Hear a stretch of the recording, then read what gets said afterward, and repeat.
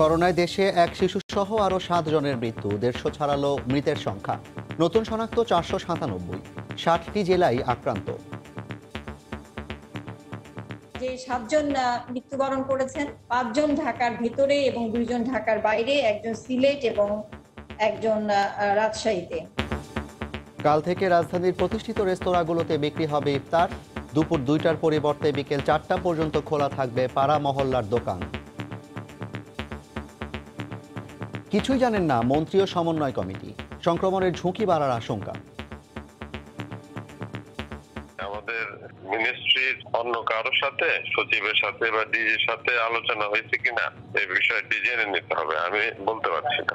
সংক্রমণ রোধের জন্য যে উপদেশগুলো দিয়ে আসছিলাম সেটা হয়তো এখন আসলে অসার প্রমাণিত হবে। দেখছিলেন প্রধান শিরোনাম, রাতের সময়ের সঙ্গে আছি আমি জাফর সাদিক। এবার অন্যান্য শীর্ষ সংবাদ। করোনা পরিস্থিতির উন্নতি না হলে সেপ্টেম্বর পর্যন্ত বন্ধ থাকবে শিক্ষা প্রতিষ্ঠান, জানালেন প্রধানমন্ত্রী শেখ হাসিনা। মন্দা মোকাবিলায় কৃষি জমির পর্যাপ্ত ব্যবহারের নির্দেশ। কিট উদ্ভাবন বিষয়ে গাইডলাইন না মেনে উল্টো দোষারোপ করছে গণস্বাস্থ্য, সংবাদ সম্মেলনে ওষুধ প্রশাসন। র্যাপিড টেস্টের অনুমতি দেয়নি খোদ বিশ্ব স্বাস্থ্য সংস্থা। সাভার গাজীপুরের পোশাক কারখানাগুলোতে স্বাস্থ্য সুরক্ষার নির্দেশনা না মেনেই চলছে কার্যক্রম, শ্রমিকদের নানা অভিযোগ, রাজধানীর কর্মপরিবেশ নিয়ে সন্তুষ্টি। ভাইরাস প্রতিরোধকের গুজব রটিয়ে 4 মাসে কয়েকশো কোটি টাকা হাতিয়ে নিল আদা ব্যবসায়ী এবং আমদানিকারকরা। চট্টগ্রামে 32 জনের বিরুদ্ধে অভিযোগ, আর্থিক জরিমানা। এবং ইউরোপের দেশগুলোতে কমছে করোনায় মৃত্যুর সংখ্যা, ভ্যাকসিন বাজারে আসতে সময় লাগছে আরও কিছুদিন, জানালো ব্রিটিশ সরকার।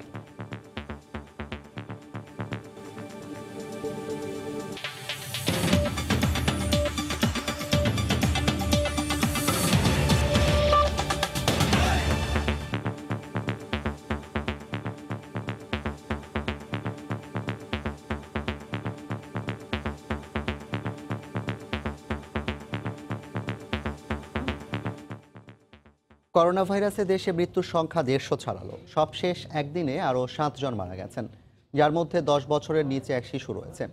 আজও সবচেয়ে বেশি মারা গেছেন ঢাকায় 5 জন। এছাড়া সিলেটে 1 জন এবং রাজশাহীতে 1 জন রয়েছেন। একদিনে নতুন 497 জন শনাক্ত হয়েছেন। দুপুরে স্বাস্থ্য অধিদপ্তরের নিয়মিত স্বাস্থ্য বুলেটিনে এ তথ্য জানানো হয়। 2-1 দিনের মধ্যে ঢাকা বিশ্ববিদ্যালয় সহ আরও 4টি কেন্দ্রে করোনা পরীক্ষা শুরু হবে বলেও জানানো হয়। করোনা যুদ্ধের 51তম দিনে বাংলাদেশ, এরই মধ্যে দেশের 60টি জেলা এখন করোনা আক্রান্ত। সোমবারের অনলাইন ব্রিফিংয়ে স্বাস্থ্য অধিদপ্তর জানায় মৃত্যুর সংখ্যা এখন 150 শতাধিক। সবশেষ একদিনে এক শিশুসহ মারা গেছেন 7 জন, আর 3812টি নমুনা পরীক্ষা করে নতুন 497 জন করোনা শনাক্ত হয়েছে। ব্রিফিংয়ে জানানো হয় খুব দ্রুত ঢাকা বিশ্ববিদ্যালয় সহ আরও 4টি কেন্দ্রে করোনার নমুনা পরীক্ষা শুরু হবে। ঢাকা বিশ্ববিদ্যালয়ে খুব দ্রুততম সময়ের মধ্যেই তাদের পরীক্ষা কাজ শুরু করবেন এবং আমাদের কোভিড-19 নমুনা পরীক্ষাতে সাহায্য করবেন। কুমিল্লা জেনারেল হাসপাতালে আজকে তারা টেস্টের জন্য মেশিন রান করবেন এবং হয়তো আগামীকাল থেকে তারা পরীক্ষা কাজ শুরু করবেন। তাছাড়াও চট্টগ্রাম মেডিকেল কলেজেও অতি দ্রুত সময়ের মধ্যে তাদের পরীক্ষা কাজ শুরু করবেন। ঘরে মানুষ বেশি থাকলে মাস্ক ব্যবহারের পরামর্শ দিয়ে ধূমপান এবং ক্ষতিকর পানীয় পরিহারের আহ্বান জানানো হয় ব্রিফিংয়ে। যারা ধূমপায়ী আছেন তারা ধূমপান ত্যাগ করুন, কারণ ধূমপান কোভিড-19 আক্রান্তের ঝুঁকি বাড়ায় এবং যে কোনো ধরনের পানীয় যা স্বাস্থ্যের জন্য ক্ষতিকর, আপনারা এইসব পানীয় পান করা ত্যাগ করুন। খাদ্য তালিকায় ফল ও শাকসবজি রাখতে, বাসি এবং তেল চর্বিযুক্ত খাবার পরিহারের অনুরোধ জানায় স্বাস্থ্য অধিদপ্তর। আফজাল হোসেন, সময় সংবাদ, ঢাকা। করোনা পরিস্থিতি নিয়ে স্বাস্থ্য অধিদপ্তরের বুলেটিনের বিশ্লেষণ করেছেন সহকর্মী রাশেদ লিমন। করোনাকালের 51তম দিনে বাংলাদেশ, এবং সেই 8 তারিখ থেকে শুরু, 8ই মার্চ থেকে যখন শুরু, তখন থেকেই কিন্তু আসলে প্রথমে 1, 2, 3, 4 করে, এবং এরপর কিন্তু গত কয়েকদিনের যে পরিসংখ্যান সেটি আমরা দেখছি যে ক্রমেই কিন্তু 300 থেকে 500-র মধ্যে ঘরে এই সংখ্যাটা প্রতিদিন রয়েছে। সবশেষ আজকের যে পরিসংখ্যান যদি দেখি, যে নমুনা পরীক্ষা হয়েছে 3812টি, নতুন করে আক্রান্ত যেটা আগেই বলেছি 497, মোট আক্রান্ত কিন্তু 5913, মোট মৃত কিন্তু 7 জন, এবং এই পর্যন্ত মৃত্যুর সংখ্যা 152, এবং সুস্থ হয়ে বাড়ি ফিরেছেন গত 24 ঘন্টায় 9 জন। তো এই সুস্থ হওয়ার সংখ্যা যদি বলি, টোটাল কিন্তু 131 জন এখন পর্যন্ত যে স্বাস্থ্য অধিদপ্তরের দেওয়া তথ্য, সেই তথ্য মতে তারা সুস্থ হয়ে, অর্থাৎ করোনা নেগেটিভ হয়ে তারা বাড়ি ফিরেছেন। এছাড়া আমরা যদি বয়স ভিত্তিক বিভাজন করি, মৃতদের 10 বছরের নিচে কিন্তু গত 24 ঘন্টায় যে মারা গিয়েছে 7 জন, তার মধ্যে কিন্তু 10 বছরের নিচে একজন রয়েছে, এবং এ নিয়ে বাংলাদেশে এই এইজ গ্রুপে অর্থাৎ 10 বছরের নিচে মারা গেল 2 জন। এবং জেলা ভিত্তিক যদি বিবেচনা করি মৃত্যুর, সেটা কিন্তু ঢাকা কিন্তু বরাবরই যেমন বলা হচ্ছে সবচেয়ে বেশি বিপজ্জনক অবস্থানে। আজকেও কিন্তু আমরা দেখলাম যে 7 জনের মধ্যে 5 জনই কিন্তু ঢাকার, এবং এছাড়া আরও একজন যে রয়েছেন সিলেটের, অর্থাৎ ঢাকার পাশাপাশি সিলেটে একজন মারা গেছে, এবং আর একজন রাজশাহীতে, অর্থাৎ 7 জনের মধ্যে 5 জন ঢাকায়, একজন সিলেট এবং একজন রাজশাহীতে যারা মৃত্যুবরণ করেছেন। তো এই ছিল মোটামুটি আজকে স্বাস্থ্য অধিদপ্তরের বুলেটিনের মোটামুটি আমার কাছে দেওয়ার মতো সারাংশ। আগামীকাল থেকে সামাজিক দূরত্ব বজায় রেখে ঢাকা মহানগরীতে রেস্টুরেন্টে ইফতার সামগ্রী বিক্রয় করার অনুমোদন দিয়েছে ডিএমপি।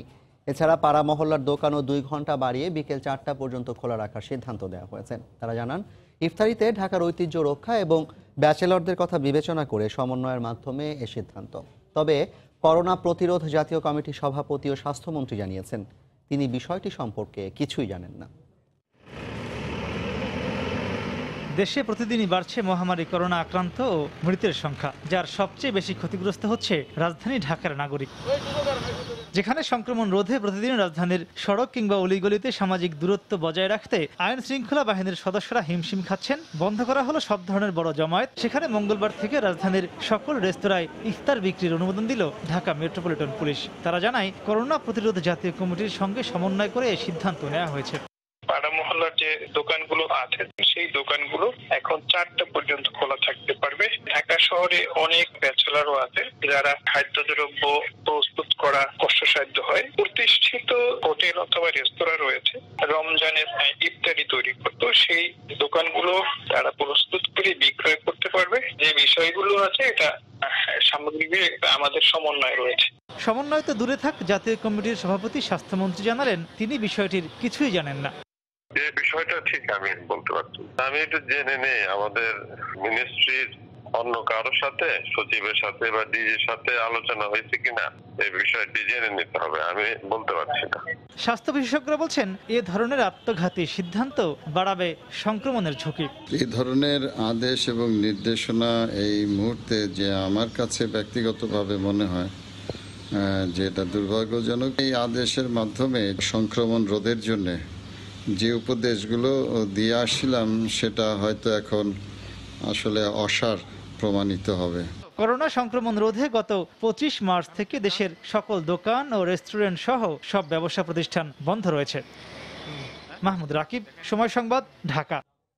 কিট বিষয়ে গণস্বাস্থ্যের অভিযোগ ভিত্তিহীন দাবি করেছে ওষুধ প্রশাসন অধিদপ্তর। দুপুরে সচিবালয়ে এক সংবাদ সম্মেলনে অধিদপ্তরের মহাপরিচালক বলেন, বিশ্ব স্বাস্থ্য সংস্থা পৃথিবীর কোনো দেশে র্যাপিড টেস্টের অনুমতি না দেয় বাংলাদেশ এখনও তা ব্যবহার করছে না।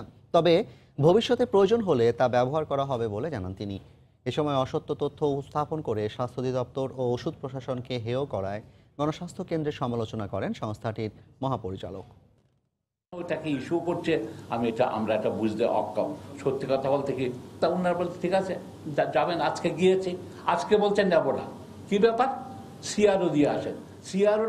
গণস্বাস্থ্য কেন্দ্রের উদ্ভাবিত করোনা শনাক্তকরণ কিট নিয়ে রোববার বিকেলে সংবাদ সম্মেলনে এভাবেই ওষুধ প্রশাসন অধিদপ্তরের বিরুদ্ধে অভিযোগ করেন প্রতিষ্ঠানটির প্রধান ডাক্তার জাফরুল্লাহ চৌধুরী। তিনি অভিযোগ করেন, ব্যবসায়িক স্বার্থ দ্বারা প্রভাবিত হয়ে টেস্টিং কিট অনুমোদনের ক্ষেত্রে গণস্বাস্থ্য কেন্দ্রকে হয়রানি করা হচ্ছে। এর একদিনের ব্যবধানে সোমবার স্বাস্থ্য মন্ত্রণালয়ে আয়োজিত সংবাদ সম্মেলনে পাল্টা অভিযোগ করে ওষুধ প্রশাসন অধিদপ্তরের মহাপরিচালক বলেন, কিট তৈরিতে সরকারের সব ধরনের সহযোগিতার পরও স্বাস্থ্য বিভাগ ও ওষুধ প্রশাসনকে হেয় করে অপপ্রচার চালাচ্ছেন ডাক্তার জাফরুল্লাহ চৌধুরী। অবজেকশনেবল একটা কথা বলেছেন, সেটি হচ্ছে যে আমরা কি ঘুষ দেব? ঘুষের প্রশ্নটা কিভাবে এখানে আসে? এটি আপনাদের কাছে আমার প্রশ্ন। তিনি বলেন, রোববার গণস্বাস্থ্য কেন্দ্রকে দেওয়া চিঠিতে ক্লিনিক্যাল ট্রায়ালের সব ধাপ সম্পন্ন করার পরেই টেস্টিং কিট জমা দিতে বলে ওষুধ প্রশাসন অধিদপ্তর, কিন্তু সেটি না করে ট্রায়াল পর্যায়েই তারা কিট হস্তান্তরের চেষ্টা করে। আমরা বলেছিলাম যে এই যে কিটটা, এটি কিন্তু অ্যাপ্রুভ কিট না, এটি হচ্ছে এখন একটা ট্রায়াল পর্যায়ের একটা কিট, এটি তো হ্যান্ড ওভার হয় না। এটি যখন পুরোপুরিভাবে অ্যাপ্রুভ হবে তখন আপনারা বড় করে অনুষ্ঠান করেন। এ সময় তিনি বলেন, বিশ্ব স্বাস্থ্য সংস্থা পৃথিবীর কোনো দেশকে র্যাপিড টেস্টের অনুমোদন দেয়নি, তবে ভবিষ্যতে র্যাপিড টেস্টের প্রয়োজন পড়তে পারে বলে জানান তিনি। সারা পৃথিবীব্যাপী টেস্ট কিটের যে সংকট, সেটি হচ্ছে আর্টিফিশিয়াল টেস্ট কিটের সংকট। র্যাপিড কিট টেস্টের সংকট নেই সারা পৃথিবীতে। হাজার হাজার কোম্পানির র্যাপিড টেস্ট কিট তৈরি করেছেন। গণস্বাস্থ্য উদ্ভাবিত কিটের সকল প্রক্রিয়া শেষ করে সেটি কাজে লাগানোর ক্ষেত্রে সরকারের সহযোগিতা অব্যাহত থাকবে বলেও জানান তিনি। প্রসূন আশিস, সময় সংবাদ, ঢাকা। করোনা পরিস্থিতি স্বাভাবিক না হলে অন্তত সেপ্টেম্বর পর্যন্ত দেশের শিক্ষা প্রতিষ্ঠানগুলো বন্ধ রাখা হবে বলে জানিয়েছেন প্রধানমন্ত্রী শেখ হাসিনা। তিনি বলেন, নিজেদের সুরক্ষিত রেখে সংক্রমণ কমিয়ে আনা সম্ভব হলেই সবকিছু খুলে দেওয়ার বিষয়ে ভাববে সরকার। সকালে রাজশাহী বিভাগের 8 জেলার কর্মকর্তাদের সাথে ভিডিও কনফারেন্সে একথা বলেন তিনি। ব্যবসায়ীদের ঋণের সুদ মওকুফের বিষয়েও আশ্বাস দেন সরকার প্রধান। মহা দুর্যোগ করোনা ভাইরাসে আক্রান্ত বাংলাদেশ পার করছে প্রায় 2 মাস। 1 মাস পেরিয়েছে সার্বিক জীবনযাত্রার স্থবিরতা। এ অবস্থায় মাঠ পর্যায়ে করোনা পরিস্থিতি পর্যবেক্ষণের পাশাপাশি দিক নির্দেশনা দিতে নিয়মিত ভিডিও কনফারেন্স করছেন প্রধানমন্ত্রী। এরই ধারাবাহিকতায় সোমবার গণভবন থেকে রাজশাহী বিভাগের 8 জেলার মাঠ প্রশাসন ও জনপ্রতিনিধিদের সঙ্গে ভিডিও কনফারেন্সের এই আয়োজন। এতে প্রধানমন্ত্রী বলেন, করোনার ভয়াল থাবা সামলে নিতে সাধ্যমতো কৃষি উৎপাদন চলমান রাখার কোনো বিকল্প নেই। আশ্বাস দেন ব্যবসায়ীদের ঋণের সুদ মওকুফেরও। প্রত্যেক জেলায় কিন্তু কোনো একটা ভালো হাসপাতাল, সেখানে আমরা আইসিইউ ব্যবস্থা করব, এটা আমরা সিদ্ধান্ত নিয়েছি এবং পর্যায়ক্রমিকভাবে সব জেলায় আমরা করে দেবো। যারা ইতিমধ্যে ঋণ নিয়ে ব্যবসা করেছেন কিন্তু এই করোনা ভাইরাসের কারণে এই কয় মাস সবকিছু বন্ধ দেখে আপনার হয়তো ঋণের সুদ বেড়ে গেছে, সেটার জন্য আপনারা চিন্তা করবেন না। সুদগুলি যাতে স্থগিত থাকে এবং পরবর্তীতে কতটুকু মাফ করা যায় আর কতটুকু আপনারা নিয়মিত দিতে পারেন সেটা বিবেচনা করা হবে। তিনি জানান, নিজেদের সুরক্ষিত রেখে সংক্রমণ কমাতে পারলে ধীরে ধীরে সব খুলে দেওয়ার ব্যাপারে ভাববে সরকার। ঘোষণা দেন, পরিস্থিতি অপরিবর্তিত থাকলে খুলবে না কোনো শিক্ষা প্রতিষ্ঠান। যেহেতু যেসব জায়গায় এখনো এরকম করোনা ভাইরাস বেশি দেখা দেয়নি, ধীরে ধীরে আমরা সেই জায়গাগুলি আস্তে আস্তে শিথিল করে দিচ্ছি যাতে মানুষের স্বাভাবিক জীবনযাপনটা করতে পারে। আমাদের স্কুল আমরা এখন খুলবো না, স্কুল কলেজ শিক্ষা প্রতিষ্ঠান একটাও খুলবো না। সেটা আমরা কখন খুলবো?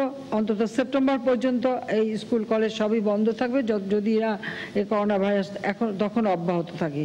কারণ যখন এটা থামবে আমরা তখনই খুলবো। সামাজিক নিরাপত্তার বাইরে থাকা করোনায় ক্ষতিগ্রস্ত মানুষের তালিকা করে সহায়তা পৌঁছানোর নির্দেশ দিয়ে প্রধানমন্ত্রী বলেন, মানুষ বাঁচানোই এখন বড় লক্ষ্য। চিরদিনই অন্ধকার থাকে না, আলো নিশ্চয়ই আসে। দেবাশিস রায়, সময় সংবাদ, ঢাকা। রাতের সময় আরও থাকছে। পাহাড়ি ঢলে ফসল নষ্টের আশঙ্কায় সুনামগঞ্জের হাওরে পুরোদমে চলছে ধান কাটা। দ্রুত করার জন্য ব্যবহার করা হচ্ছে অত্যাধুনিক মেশিন।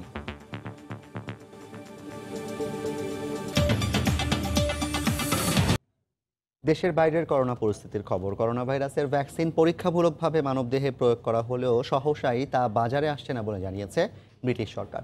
গত বৃহস্পতিবার ব্রিটেনের অক্সফোর্ড বিশ্ববিদ্যালয়ের এক গবেষকের পরীক্ষামূলক প্রয়োগ করা হয়। এদিকে প্রাণঘাতী করোনায় আক্রান্ত হয়ে দেশটিতে সবশেষ একদিনে মারা গেছেন 413 জন। এ নিয়ে মোট মৃতের সংখ্যা বাড়ালো 20,732 জনে। লন্ডন থেকে শোয়েব কবিরের রিপোর্ট। প্রাণঘাতী করোনা ভাইরাসে আক্রান্ত হয়ে ব্রিটেনে এখন পর্যন্ত মৃতের সংখ্যা 20,000 ছাড়িয়েছে। গত কয়েকদিনে এই মৃতের সংখ্যার অস্বাভাবিক উঠানামায় বেশ ভাবিয়ে তুলেছে সবাইকে। ব্রিটেনবাসী স্বপ্ন দেখেছিল করোনা ভাইরাসের ভ্যাকসিন হয়তো আসতে যাচ্ছে এই সেপ্টেম্বরে, তবে সেটি এ বছরে আসবে না বলে জানিয়েছে দেশটির সরকার। আমরা যারা লন্ডনে ব্যবসায়িক আছি, লকডাউনের কারণে চরমভাবে ক্ষতিগ্রস্ত হয়ে আছি। তারপরও আমি বলবো, লকডাউন সীমিত আকারে খুলে দিলে হিতে বিপরীত হতে পারে। এই মুহূর্তে লকডাউনটা আমাদের জন্য খুবই প্রয়োজন। আমার মনে হয় ব্রিটিশরা লকডাউন ঠিক মতোই মেনে চলছে। প্রায় 90% মানুষই ঘরের ভেতরে আছে, কেউ কারোর সাথে দেখা করছে না। তবে এই মুহূর্তে লকডাউন তুলে দেয়া হলে মানুষ আবারও রাস্তায় বের হবে। শোয়েব কবির, সময় সংবাদ, লন্ডন। জার্মানিতে প্রাণঘাতী করোনা ভাইরাসে এ পর্যন্ত প্রায় 6,000 মানুষের মৃত্যু হয়েছে। আক্রান্ত হয়েছেন প্রায় 1,58,000 মানুষ। এবং ইউরোপের করোনার সবশেষ খবর জানাতে বার্লিনে আছেন সহকর্মী বিটু বড়ুয়া। সরাসরি যাচ্ছি তার কাছে। জাফর, একেবারেই ঠিক কথা বলেছেন আপনি। আসলে পুরো ইউরোপের করোনা ভাইরাসের চিত্র কিছুটা পাল্টে গেছে। তবুও আপনাকে বলি যে 1,25,000-এরও বেশি মানুষ আসলে পুরো ইউরোপ জুড়েই মৃত্যুবরণ করেছে। বিষয়টি আসলেই বেদনাদায়ক। প্রতিটা ইউনিভার্সিটি থেকে আসলে অনলাইনে নতুন করে সেমিস্টারের যে পড়াশোনা সেটি চালু হয়েছে। জাফর, আপাতত এই ছিল আমার কাছে সর্বশেষ। জার্মানি সহ ইউরোপের করোনা পরিস্থিতির সবশেষ খবর জানাতে বার্লিন থেকে যোগ দিয়েছিলেন সহকর্মী বিটু বড়ুয়া। করোনা সংক্রমণের মধ্যে দীর্ঘ 1 মাসের বেশি সময় বন্ধ থাকার পর সাভারে প্রায় 3 শতাধিক গার্মেন্টস কারখানায় কাজে যোগ দিয়েছেন শ্রমিকরা। স্বাস্থ্য সুরক্ষা ও সামাজিক দূরত্ব নিশ্চিত না হওয়ায় ক্ষুব্ধ তারা। একই অবস্থা গাজীপুরের গার্মেন্টস কারখানাগুলোতেও। সাভারের মোজাফর হোসেন জয় ও গাজীপুরের রাজিবুল হাসানের তথ্য ছবি নিয়ে রিপোর্ট। সোমবার সাভার আশুলিয়া শিল্প এলাকায় কাকডাকা ভোরে সড়কে দলে দলে নেমে আসেন গার্মেন্টস শ্রমিকরা। শ্রমিকদের অভিযোগ, কর্তৃপক্ষের নির্দেশে ভোর 5টায় কারখানায় কাজে যোগ দিতে দীর্ঘক্ষণ প্রধান ফটক বন্ধ পেয়ে বাইরে দাঁড়িয়ে থাকতে হয় তাদের। আমরা কি নিরাপত্তা ভাই, একটা বাথরুমের শ্রমিক ঢুকেন নিজের ভাগে 100-এর উপরে। মালিকের নিচে যারা আছে তারা চামচা, ঠিক আছে, তারা শ্রমিকদেরকে হুমকি দিয়ে অফিসে নিয়ে যায়। কেন আমাদের জীবন নিয়ে উন্ডা খেলাম, সিনেমিনি খেলবে। এদিকে অনেক কারখানায় ছিল না কোনো প্রকার স্বাস্থ্য সুরক্ষা ব্যবস্থা। ফোন করে ডাটা নিয়ে আসে, আবার ইচ্ছা মতো পুলিশ দেয় মার করে। এটা কোন স্বভাব? তবে সামাজিক দূরত্ব না থাকার বিষয়টি স্বীকার করেন মালিক পক্ষ ও শিল্প পুলিশ। এই শিপমেন্টের কারণেই আমাদের খোলা রাখার প্রয়োজন আছে। আমরা তো ওইভাবে ফ্যাক্টরিগুলোতে যে দেখতেছি না যে এটা আসলে আমাদের এখতিয়ারের মধ্যেও না। সাভার ও আশুলিয়ায় ছোট বড় মিলিয়ে প্রায় 1200 শিল্প কারখানা রয়েছে। গাজীপুরে দলে দলে কাজে যোগ দেন গার্মেন্টস শ্রমিকরা। কারখানা কর্তৃপক্ষ শ্রমিকদের হাত ধোয়া সহ সামাজিক নিরাপদ দূরত্বের কথা বললেও খুব অল্প সংখ্যক প্রতিষ্ঠান মানছে এ নিয়ম। শিল্প পুলিশের তথ্য অনুযায়ী গাজীপুরে 2072টি গার্মেন্টস কারখানা রয়েছে, আর খোলা রয়েছে প্রায় 500। সাবিত সারওয়ার, সময় সংবাদ। এদিকে রাজধানীর চিত্র একেবারেই ভিন্ন। চালু হওয়া পোশাক কারখানাগুলোতে করোনা ভাইরাস মোকাবিলায় কর্মীদের জন্য নেওয়া হয়েছে নিরাপত্তামূলক ব্যবস্থা। কর্মপরিবেশ নিয়ে সন্তুষ্টির কথা জানিয়েছেন শ্রমিকরাও। অর্ডার থাকায় নিয়ম মেনেই কারখানা চালু করা হচ্ছে বলে জানান মালিকরা। নিরাপদ দূরত্ব এবং স্বাস্থ্য পরীক্ষার মাধ্যমে সোমবার সকাল থেকেই বিভিন্ন পোশাক কারখানায় প্রবেশ করতে দেখা যায় শ্রমিকদের। কোনো কোনো কারখানায় ঢুকতে পার হতে হচ্ছে জীবাণুনাশক স্প্রে চেম্বার। কোথাও কোথাও দেখা যায় হাত পা ধুয়ে জীবাণুমুক্ত করে তবেই প্রবেশ করানো হচ্ছে শ্রমিকদের। নিরাপদ রাখতে কারখানা মালিকদের এসব উদ্যোগকে সাধুবাদ জানান পোশাক শ্রমিকরা। তাপমাত্রা কতটুকু, শরীরে কোনো ক্ষতি আছে কিনা, তাই থেকে আমরা সব দিক থেকে ফেটে ভালো আছি। 6 ফিট দূরত্ব নিয়ে সবাইকে ঢুকানোর চেষ্টা করছে। ভয় করলেও কাজ করতে হবে, কারণ কাজ না করলে তো ইনকাম সোর্স ভালো হবে না। হাত ধোয়াইছে, পা ধোয়াইছে, জুতার ব্যাগ দিচ্ছে। খুব সুরক্ষিত, কোনো সমস্যা হবে না আশা করি। মালিক পক্ষ বলছেন বিদেশি অর্ডার থাকায় বিজিএম এর সব নির্দেশনা মেনেই চালু করা হচ্ছে কারখানাগুলো। শ্রমিকদের নিরাপদ রাখতে সব ধরনের ব্যবস্থাও নেওয়া হয়েছে। কিছু কিছু অর্ডার তারা 3 মাস পিছাই দিয়েছে, কিছু কিছু মাল তারা একটা টাইম বেঁধে দিয়েছে যে দ্রুত গতিতে যদি পাঠাইতে পারে তাহলে তারা অ্যাকসেপ্ট করবে, আদারওয়াইজ এটা আবার স্টক হয়ে যাবে। এদিকে এখনো যারা কারখানা খোলেননি তারাও নিচ্ছেন প্রস্তুতি। জীবাণুমুক্ত রাখতে কারখানায় প্রবেশ মুখে বসানো হচ্ছে জীবাণুনাশক স্প্রে। যারা ঢাকার বাইরে গেছে তাদেরকে আমরা অনুৎসাহিত করেছি এবং যে কয়জন ঢাকায় ছিল তাদেরকেই হাতে হ্যান্ড গ্লোভস পরিয়ে, আপনার মাস্ক পরিয়ে তাদেরকে সেইভাবে আমরা কর্মস্থলে যোগদান করার জন্য অনুমতি দিয়েছি। কোনো শ্রমিক অসুস্থ বা করোনায় আক্রান্ত হলে প্রত্যেকটি কারখানাকে হটলাইন চালু রাখার নির্দেশনা দিয়েছে বিজিএমইএ। মামুন আব্দুল্লাহ, সময় সংবাদ, ঢাকা। রাতের সময় আরও থাকছে। করোনা স্বাস্থ্য ঝুঁকি মোকাবিলায় ভূমিকা রাখতে ব্যর্থ দেশের বিমা খাত নিজেদের কার্যক্রমই অস্তিত্ব সংকটে। সেবার নিশ্চয়তা নিয়ে এগিয়ে আসার আহ্বান বিশ্লেষকদের।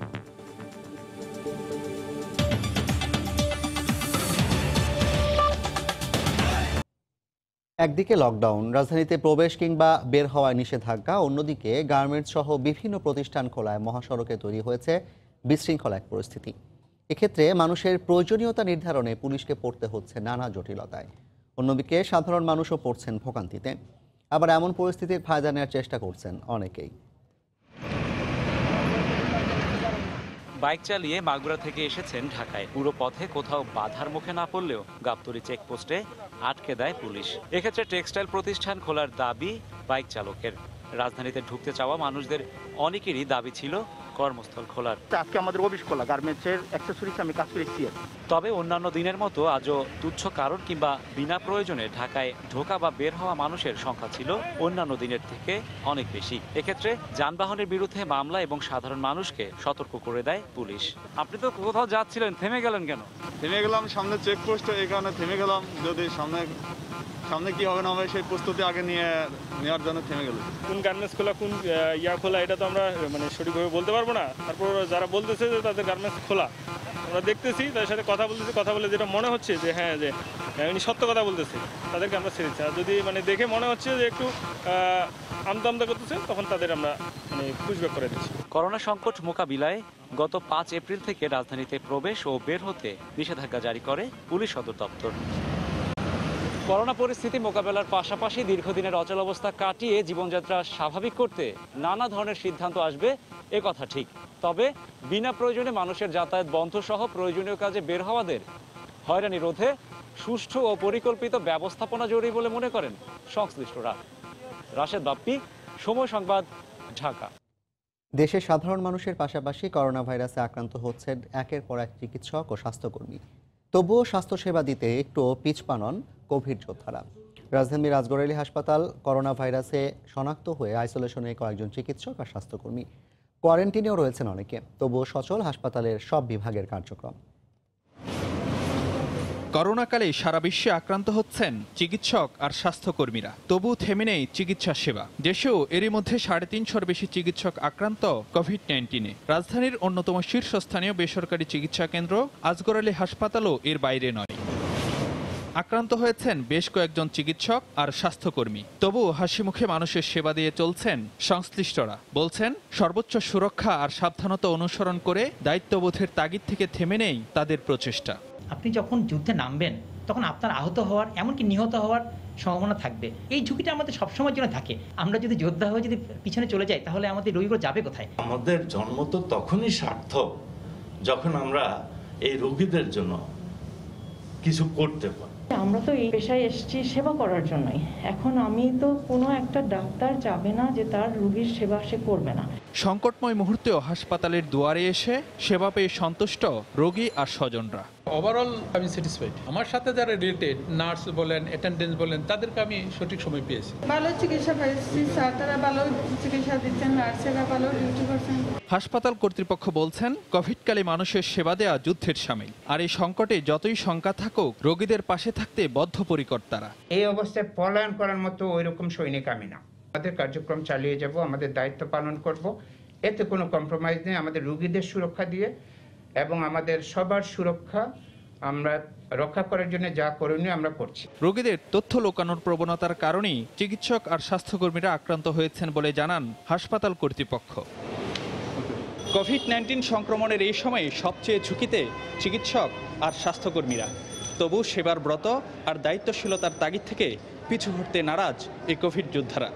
ফারুক ভিয়া, রবিন, সময় সংবাদ, ঢাকা।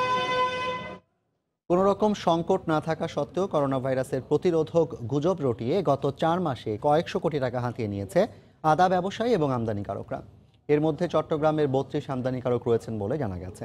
তারা ব্যবসা প্রতিষ্ঠান ছেড়ে পালিয়ে গেলেও 2 লাখ টাকা জরিমানা করা হয়েছে 2 গুদাম মালিককে। সাখাওয়াত ত্রিপুর ক্যামেরায় বিস্তারিত জানাচ্ছেন কমল দে।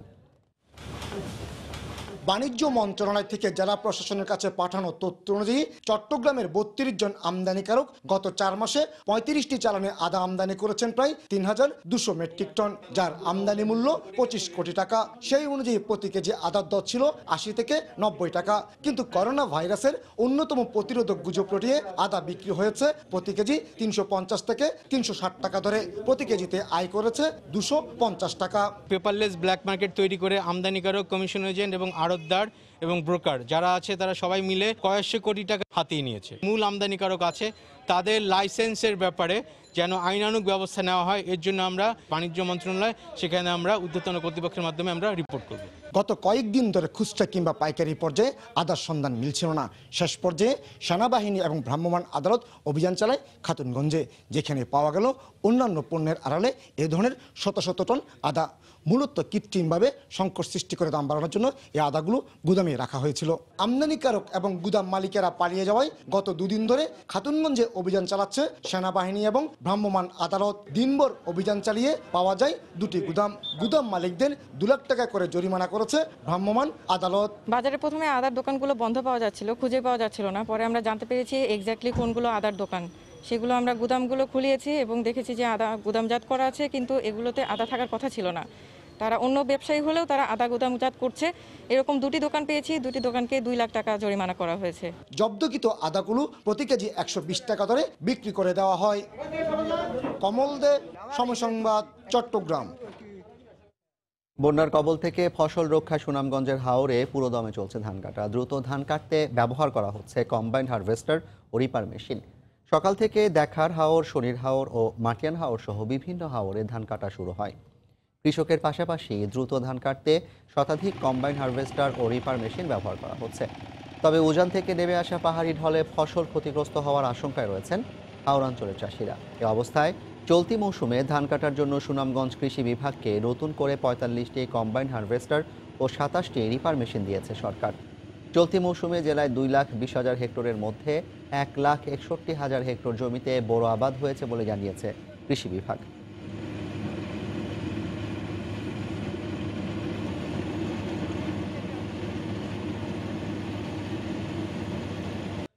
আবারও দেশের বাইরের করোনা পরিস্থিতির খবর। ইতালিতে করোনা ভাইরাসে মৃত্যু আক্রান্তের সংখ্যা কমেছে। এই অবস্থায় কিছু কিছু শিল্প প্রতিষ্ঠান এবং দোকানপাট খুলে দেওয়ার সিদ্ধান্ত নিয়েছে সরকার। এদিকে করোনার কারণে ক্ষতির মুখে পড়েছেন দেশটিতে বসবাসরত কয়েক হাজার প্রবাসী বাংলাদেশি ব্যবসায়ী। এই পর্যায়ে শীর্ষ সংবাদ জানিয়ে দিচ্ছি আরেকবার। করোনায় দেশে এক শিশুসহ আরও 7 জনের মৃত্যু, 150 ছাড়ালো মৃতের সংখ্যা। নতুন শনাক্ত 497, 60টি জেলায় আক্রান্ত। কাল থেকে রাজধানীর প্রতিষ্ঠিত রেস্তোরাঁগুলোতে বিক্রি হবে ইফতার। কিছুই জানেন না মন্ত্রী ও সমন্বয় কমিটি। সংক্রমণের ঝুঁকি বাড়ার আশঙ্কা।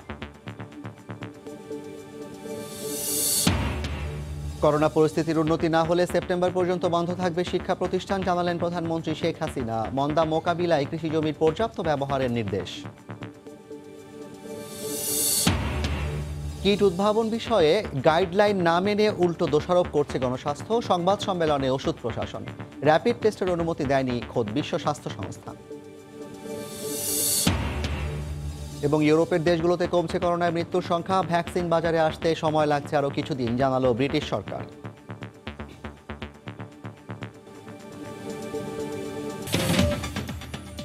এই ছিল রাতের সময়। আপনার মোবাইলে সময় সংবাদ দেখতে ও সব খবর পেতে ডাউনলোড করুন সময় অ্যাপ আর সঙ্গে থাকুন সময়।